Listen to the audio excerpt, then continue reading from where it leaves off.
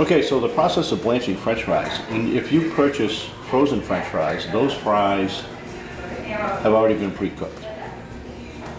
The process of cooking a French fry is, a potato is 80% water, 20% solid, so it takes a long time to cook all the moisture out of the French fry. The reason people would blanch French fries is, here's an example of a blanched fry. I don't know if you can get this on camera or not, but this fry was cut raw, has been pre-cooked.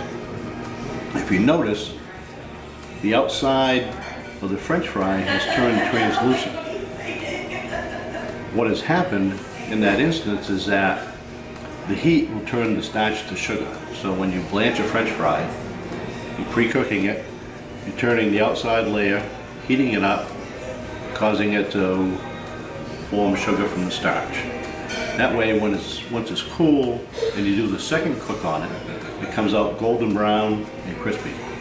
When you buy frozen French fries, when the food processors process those fries, they cut them, run them through a cooking process, pre-cook the fries, and then freeze them. And then when you do the secondary cook in the restaurant, it causes the golden brown color and crispiness. So if you look at, this would be a good example of a blanched French fry,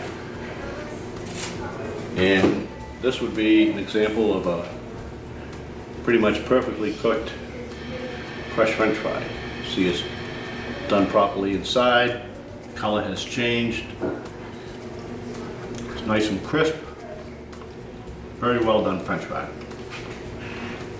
Now, when they do the blanching process on a French fry, in commercial operations, when they're processing fries, typically they'll do it either in a vat of oil or they'll steam them. So basically the blanching process is basically just heating up that fresh cut fry. It can be done by steam, could be done in boiling water. Typically most restaurants will hand cut fries, they'll blanch them in the fries themselves. There's a lot of different recipes on how that's done.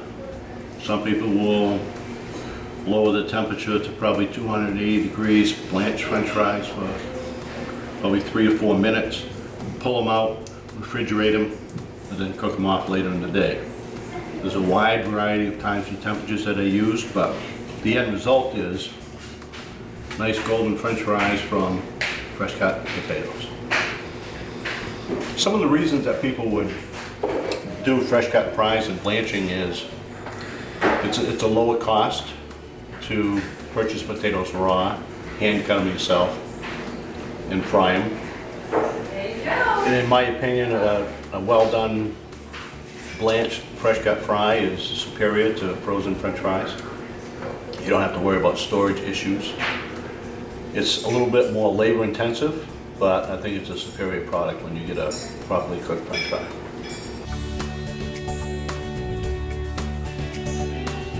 When you blanch in oil, you're going to get some oil absorption into the external part of the French fry.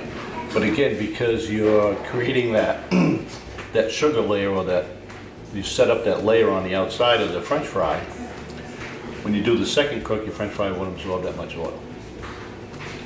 And consequently, if you did the blanching in water or by steam, you would end up with a French fry that had a lot less moisture in it. A few years back, probably 10, 12 years ago, there were a big health scare about acrylamides in French fries.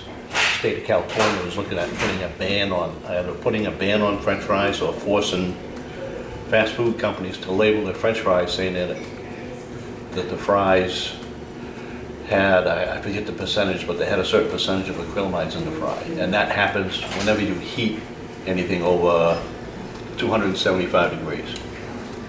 At that time, we had done some testing with a couple chains on blanching the fries in water in the Pitco pasta cookers, making some modifications to that. And when we did that, we were able to reduce the acrylamide levels from, I believe it was 12% down to about 2.5%. So it really eliminated the majority of the acrylamides, and it would have met the testing criteria, so the products would not have to have been labeled as being potentially hazardous to your health.